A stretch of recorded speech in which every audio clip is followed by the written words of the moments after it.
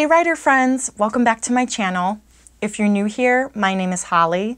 I'm a writer aspiring to be a published author. And today I will be doing my very first Q&A.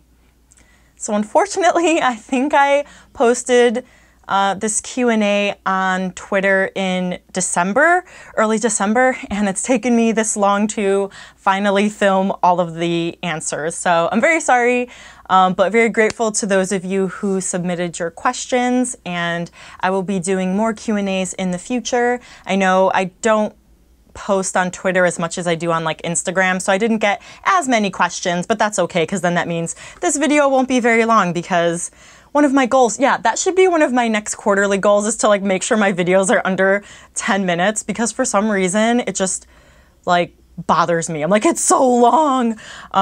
So anyways, let's just jump right into the questions. So Aaron P asked, how do you pace your scenes in the story? I feel like I just want to get from big point to big point because I didn't plan out all the in-betweener scenes. So for me, in every scene, there is this sort of ebb and flow, and over the whole 3 acts, it's not just all climax. You know, there's not all these climactic scenes, all this action.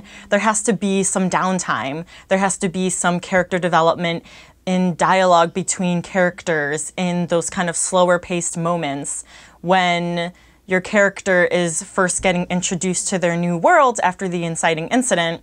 You know, it's not just like, okay, now there's this other big thing that's happening, and now there's another big thing that's happening. So you need to kind of go through that curve, because when you do get to the midpoint and then the climax, you want that to be like, bam, like you want those to be big. But if every scene is just like action and every scene is just on, like we're gonna be like, okay, no big deal, because we already had all this like high-paced action. But if you kind of like slowly build the suspense of something, if there's an arc or a subplot that's going along with your main plot that we're just like building the anticipation of, then when you reach those high points, it's gonna make more of an impact. And I like writing those in-betweener scenes because I know they're getting me from point A to point B. They're getting me from big point to big point. And sometimes it's in those smaller scenes where you really get to know your characters, the dialogue between 2 characters, or their inner thoughts when they're monologuing. And I think that those are some very special points. Okay, and so question number 2 is from April Taylor. And she asked, I would love to know about your newsletter process. Do you use MailChimp? Did you have any issues setting it up? And how do you plan your newsletter content? Okay, so there's a lot of questions here. So yes, I use MailChimp for my newsletter. It is linked through my website. And probably the hardest thing for me was just getting the subscribe button on my website. Like that was the hardest thing, because there's this code that you have to put in. But I just went into the help search button on Wix and just typed in like how to add a subscribe button, and they had an article with all the information. So thankfully, you know, even though I was very confused at times and didn't know what I was doing, because I've never set up a website, a newsletter, you know, a subscriber list, anything like that, I was still able to figure out what to do because of the lovely help articles. And then as far as any issues I had setting it up, other than the subscribe button, it was just learning that I can save the newsletter template and just use that over again each month. That is a lifesaver. So if you don't know about the templates, then you should definitely use those on MailChimp, because that will save you so much time. And then as far as planning my newsletter content, I just took some ideas from author newsletters that I was receiving and that I was subscribed to. So that included Sarah J. Maas, Kristen Martin, Marissa Meyer, to name a few. And I was like, okay, they're promoting their book, which I don't have out yet, but I can talk to you guys about what I'm working on right now and kind of my, you know, writer process, the things that I have planned for the future. And the other thing that I really liked about newsletters is just learning about the non-writerly side of the author. So I like to always start with just, hey, what's going on in my real life? And then I get into the writer things. And then any updates as far as, okay, I'm hosting a giveaway, or here are some new YouTube videos that I came out with since the last newsletter. And then I also like to put in like what books I'm reading. I don't like post like book reviews or anything about it. I just kind of post the picture, but you can kind of play around with it, and I think it's really fun. Okay, and then the next question is from Paige K. Duffy, and she asked, what's your writing and planning process like? How do you go from ideas to actual words on a page?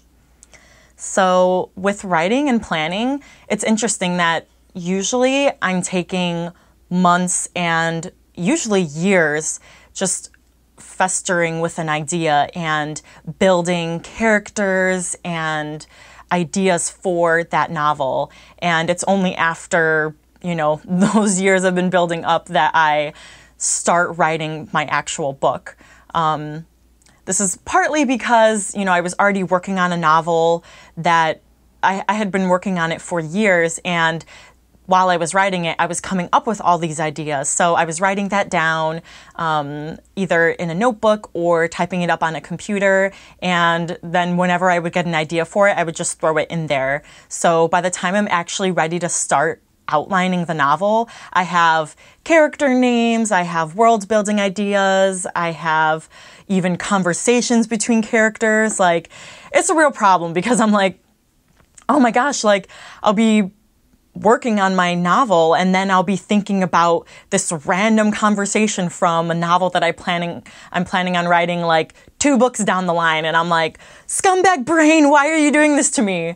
But I know that is the writer brain and that is the writer life, so that's how my brain works. And then as far as going from ideas to actual words on a page, for my latest NaNoWriMo novel, The Celestial Code, I actually used a different way of outlining my novel. I used K.M. Weiland's How to Outline Your Novel. It was a workbook, but now she has like an online program that you can put in more than one, because with the workbook you can only use one novel. But I actually really liked how it started because you just write like a premise sentence, which, when we have to break down our novels into one sentence or a paragraph, that is really, really hard. But when you start with it, it makes it a lot easier. So we started with the premise, then we build that into like a paragraph, and then you turn it into like a full page summary. And I didn't really use a lot of the book after that because it was just kind of hard for me to sort all my thoughts. But from there, I just took everything that I already had word vomited over the years and tried to organize that via the 3-act structure. So that's how I kind of plan out my novels, with the 3-act structure. And I also use the 27 beat sheet. So once I'm done doing that, then it's ready to start writing. Okay, and then the last question, well, there's a couple in this one, is by Billy Owens Jr. And I'll just read the first 2 because they're kind of more connected. He asked, how does the urgency of being a writer hit you? I mean, did writing come to you easily? Was it a calling? So I was writing novels from a very young age, like 5 or 6 years old. I would draw the characters as I was writing the story. But it wasn't until November 2015 was when I started back into my passion. I had written almost half of a novel up until that point, and for years I would write a chapter or 2 a year, if that, because I started physical therapy school and that was very time consuming. And then I started working as a physical therapist, and it wasn't until I found NaNoWriMo in November of 2015 that I was like, I need to finish this novel. And so in December of 2015 was when I finished Ranakori Realm, and that's when I realized that was a lot of fun, and I have all these ideas in my backlog. I want to do this again.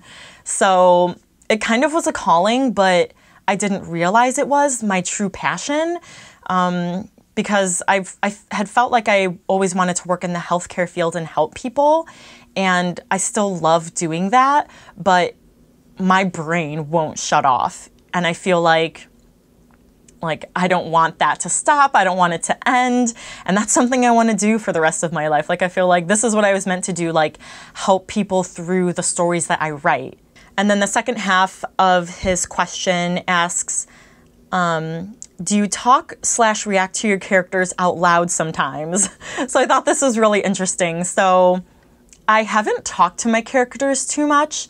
There was actually one point where I was just really scared and nervous about the whole writer journey that I have been going on. And I was like talking to my characters like, I want the world to know about you, and you know, they have to hear your story, and don't worry, I'm gonna take care of you. And I felt kind of crazy, but I know that people do that all the time. So that was the only time I really like talked to them. But usually, you know, I can just hear my characters having conversations with each other. They don't necessarily talk to me. Like when people say like, oh yeah, they told me to do this, or they just started moving my hands and started writing for me. I'm like, it's not really like that. Like I kind of planned it out and it just kind of comes out smoothly, but they're never like, no, Holly, I don't want to go this way. I want to go that way and do this. And I'm like, okay, like I don't do that, but I do talk to my characters sometimes. So this was a really fun Q&A, and I hope you enjoyed the questions and answers, and be on the lookout for more Q&As in the future. If you liked this video, please hit the like button and comment down below any of the answers to the questions that was listed, so I can see if you guys are crazy just like me. All right, thanks for watching. Until next time, bye.